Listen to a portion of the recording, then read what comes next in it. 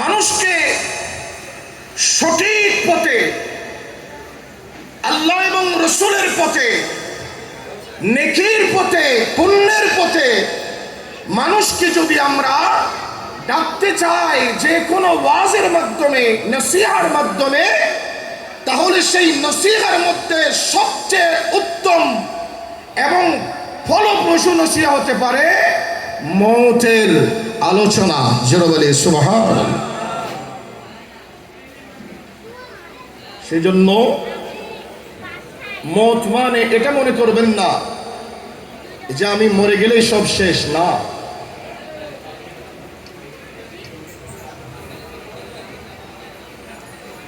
আর হায়াত কি? হায়াত হচ্ছে আমরা যখন মায়ের গর্ভে আমাদের বয়স 120 দিন হয়, 4 মাস। এই 4 মাস যখন একটি বাচ্চার বয়স মায়ের পেটে হয়, তখন তাকে রূহ দেওয়া হয়, জান দেওয়া হয়। এই দেহের সাথে 4 মাস পরে মায়ের পেটে রূহের সংযোগকে বলা হয় হায়াত। জোরে বলি সুবহানাল্লাহ। সেজন্য আল্লাহ বলছেন আল্লাযী খালাকাল মাউতা ওয়াল হায়াতা। আল্লাহ সেই মহান সত্তা, এখানে আল্লাযী মানে আল্লাহ, সেই মহান সত্তা যিনি মৌত এবং হায়াতকে সৃষ্টি করেছেন।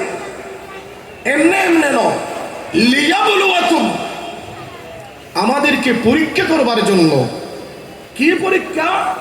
আইয়ুকুম, তোমাদের মধ্যে থেকে কে আহসানু আমালা, কার আমলটি সবচেয়ে সুন্দর, কার আমলটি মন্দ, এটার ফরক করার জন্য, পরীক্ষা নেবার জন্য, ইমতিহান নেবার জন্য আমি আল্লাহ এই হায়াত এবং মওতকে সৃষ্টি করেছি। জোরে বলি সুবহানাল্লাহ। এখন আসুন, আমরা যখন মারা যাব, আমাদের দেশে যত ধরনের শত্রুতা আমাদের থাকুক না কেন, কোনো মানুষ সে শত্রু হলেও সে যদি মুমূর্ষ হয়ে যায়, মৃত্যুর বিছানায় শুয়ে যায়, তার ওখান থেকে উঠবার আর কোনো সুযোগ নেই। তখন তার প্রতি আমাদের অন্তর কি হয়ে যায়? নরম হয়ে যায়, ঠিক কিনা? কিন্তু এমন মানুষও আছে যে তার শত্রুতা এত কঠোর, তার সেই শত্রু যদি মৃত্যুর বিছানায় শুয়ে গেল, সে তার সাথে দেখা করতে চায় না। এর চেয়ে বড় বদনসিব আর কেউ হতে পারে? এখানে একটি মশলা শিখবেন। ব্যবসা করছেন, ব্যবসায় লস হচ্ছে, আর্থিকভাবে হঠাৎ করে অভাব অনটনের মধ্যে পড়ে গেছেন। আপনি দোয়া করছেন, দোয়া কবুল হচ্ছে, কিন্তু এর ফলাফল আপনি পাচ্ছেন না। এটা আল্লাহ পাকের এখতিয়ারে। একটা মানুষ যখন দোয়া করেন, সাথে সাথে কবুল হয়ে যায়, যে কোনো দোয়া, নেক দোয়া। আবার চোর যদি, কোনো ঘুষখোর যদি বলে আল্লাহ আমি ঘুষ খাইতে যেন কেউ না দেখে, এই ধরনের দোয়া করলে এটা কবুল হবে না। এটা এই ধরনের দোয়া কুফরি। জোরে বলি নাউযুবিল্লাহ। যারা ব্যবসা করেন, তারা ব্যবসার মধ্যে ভেজাল মিশানোর সময় যদি মনে করেন আল্লাহ কেউ তো এখানে দেখছে না, আল্লাহ তুমি আমার মান রক্ষা করো, এই ধরনের দোয়া কুফরি। জোরে বলি নাউযুবিল্লাহ। এই ধরনের দোয়া করা যাবে?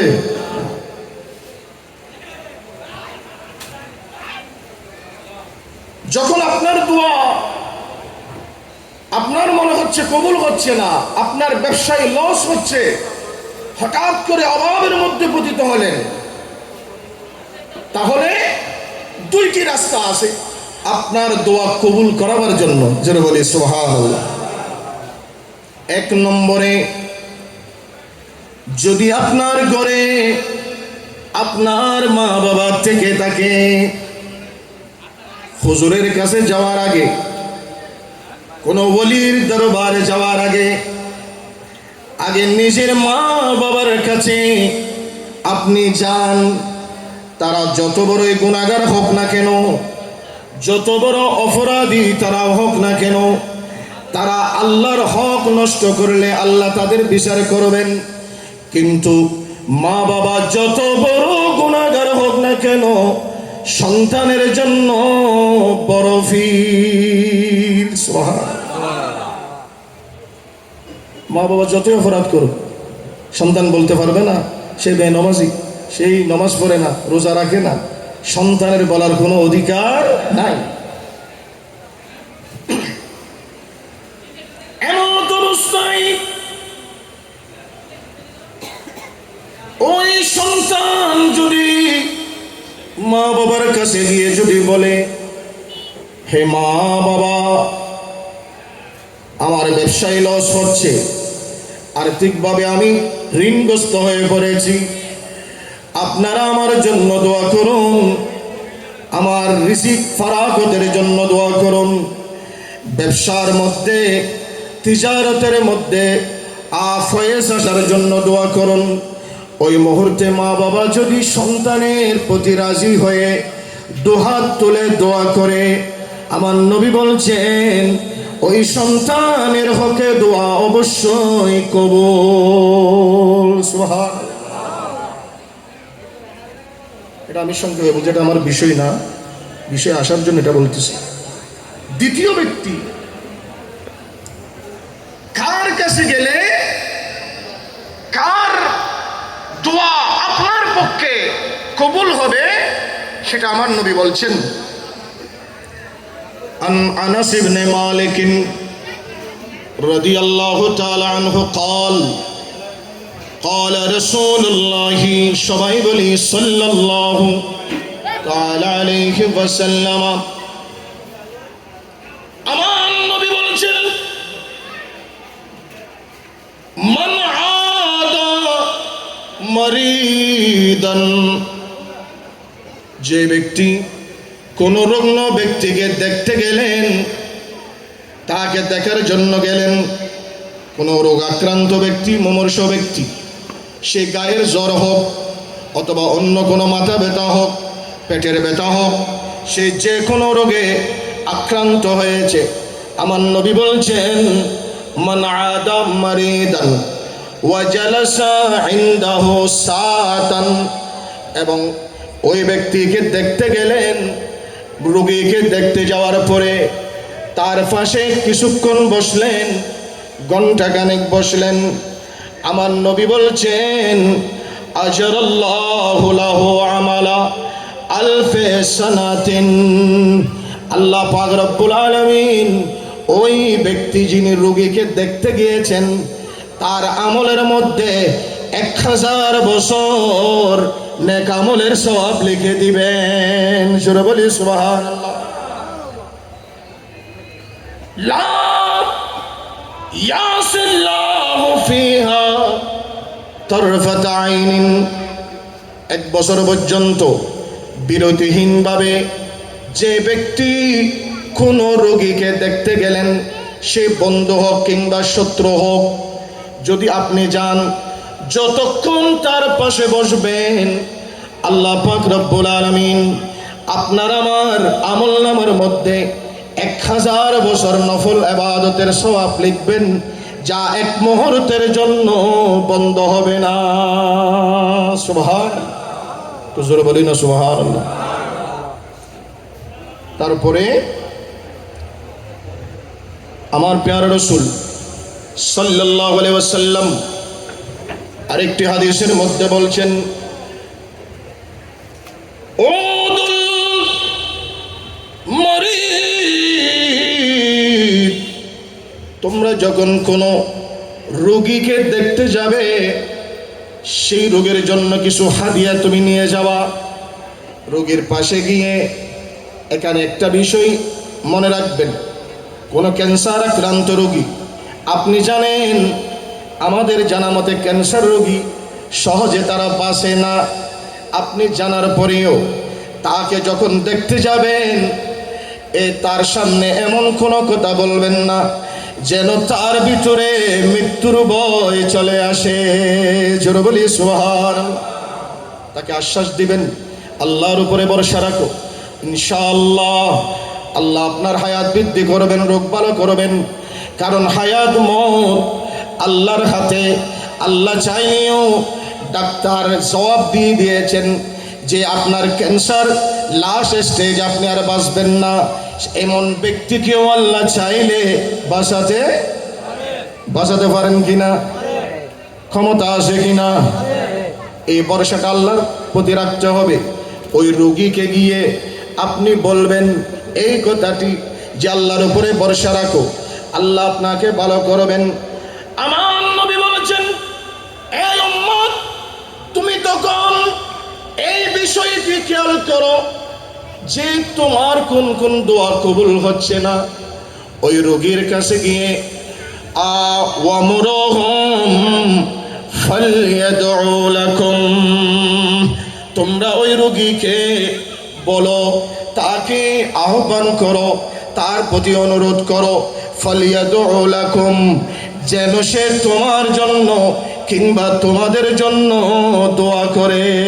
জোরে বলি সুবহানাল্লাহ। বন্ধু, বাবা, দোস্ত, আমার জন্য একটু দোয়া করিস, একটু দোয়া কর।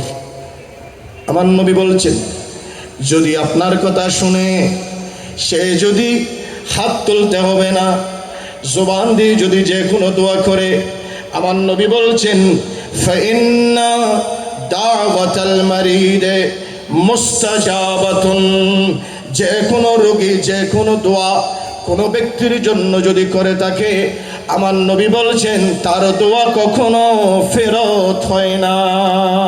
সুবহানাল্লাহ। সেজন্য কোনো রোগীকে দেখতে গিয়ে সে দেখে চলে আসবেন না, তার দিয়ে দোয়া করাবেন। বাবা, চাচা আমার জন্য দোয়া করে, আমার একটা সন্তান মাদ্রাসায় দিয়েছি, তার জন্য দোয়া করেন। চাচা, আমার একটা ছোট্ট ব্যবসা আছে, আমার ব্যবসায় যেন বরকত হয়ে দোয়া করেন।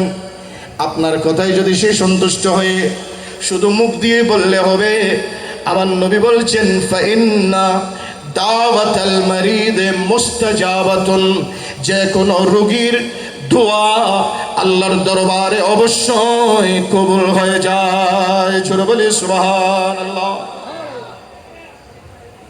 এখন আসুন, আমরা যখন মারা যাব,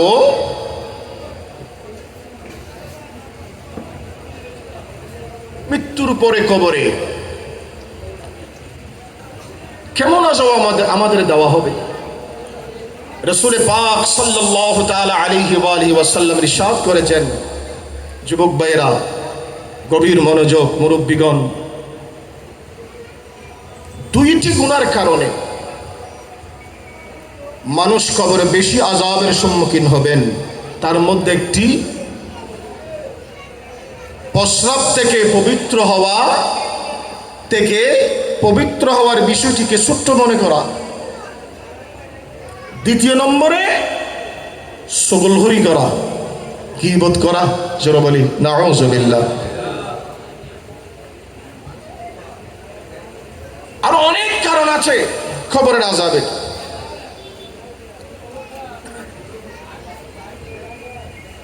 আল্লাহর নবী নবুয়তের জবানে ঘোষণা করছেন,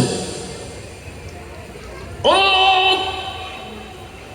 দুনিয়ার জমিনে এমন ভাবে তুমি তোমার হায়াতকে তুমি অতিবাহিত করো, তোমার মৃত্যুর পরে জানাজার ময়দান যেন তোমার প্রশংসার সভা হয়ে যায়। সুবহান। আমাদের দেশে অনেক শক্তিমান মানুষ আছে, টাকার শক্তি, অর্থের শক্তি, তার রাজনৈতিক শক্তি, যত ধরনের শক্তি হোক না কেন, আপনি যখন মারা যাবেন আপনার কৃতকর্ম এটা কবরে ফয়সালা হওয়ার, হাসরের ময়দানে ফয়সালা হওয়ার আগে দুনিয়ার জমিনে ফয়সালা হয়ে যায়। ঠিক কিনা? আওয়াজ দেবেন ঠিক কিনা? সে বড় জালেম, মানুষের উপরে দিনের পর দিন জুলুম করছে, তার ভয়ে মজলুমরা কথা বলতে পারে না। ওই মানুষ যখন মারা যায়, তার জানাজায় যদি লক্ষ লক্ষ আল্লাহর ওলিও যদি উপস্থিত হয়, যে জালেম, যে গরিবের উপরে জুলুম করেছে, যারা দুর্বলদের উপরে জুলুম করেছে, এমন জালিম যখন মারা যাবে, তার জানাজায় যদি লক্ষ লক্ষ মানুষও উপস্থিত হয়, লক্ষ লক্ষ আল্লাহর ওলিও যদি উপস্থিত হয়, ওই জালিমের জানাজা কখনো রহমতপূর্ণ হবে না। কারণ যাদের উপরে জুলুম করা হয়েছে, তারা যদি তাকে মাফ না করে, সূরা বলি নাউযুবিল্লাহ। এই ধরনের জালিমের অভাব তো আমাদের দেশে নাই, অনেক অনেক জালিম।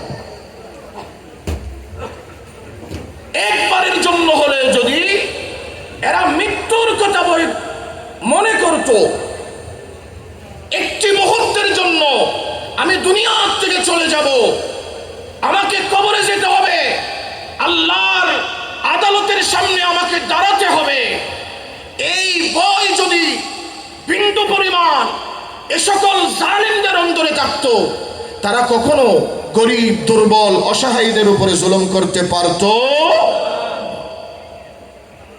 ব্যবসায়ী ভাইরা কেন আছেন? আমার নবী বয়ান দিচ্ছেন, উম্মত শোনো, কবরের আযাব হবে, গুনার কারণে কবরের আযাব হয়, কিন্তু গুনার মধ্যে বিভিন্ন ধরনের গুনাহ আছে। তার মধ্যে একটি হচ্ছে প্রস্রাব থেকে পরিপূর্ণভাবে পবিত্রতা অর্জন না করার কারণে এই উম্মতেরা কবরের মধ্যে আযাবের সম্মুখীন হবে। জোরে বলি নাউযুবিল্লাহ। সেই জন্য যখন আপনি ইস্তেঞ্জা করতে যাবেন, পরিপূর্ণভাবে পবিত্রতা কি করবেন? অর্জন করার চেষ্টা করবেন। যদি আপনি এর মধ্যে কোনো ধরনের ঘাটতি করেন, তাহলে নামাজের যে স্বাদ, ইবাদতের যে মজা, এটা আপনি কোনোদিনও পাবেন না। কারণ আপনার ওযু আপনার ইবাদতের চাবিকাঠি। জোরে বলি সুবহানাল্লাহ। ওযু যদি ঠিক না হয়, নামাজ হবে না। কোরআন তেলাওয়াত আপনার গুনাহ হবে।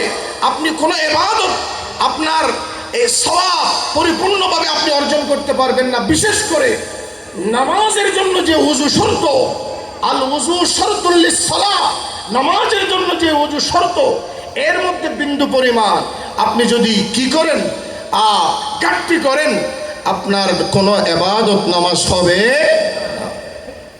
সেজন্য বড় আলেম, হক্কানি আলেমের কাছে গিয়ে অন্তত পক্ষে সর্বপ্রথম কিভাবে পবিত্রতা অর্জন করবেন, এগুলো সব বই পড়ে শেখা যায় না। হক্কানি আলেমের সোহবতে যাইতে হয়। সব কিছু লাইব্রেরি থেকে ইসলামী ধর্মীয় বই কিনে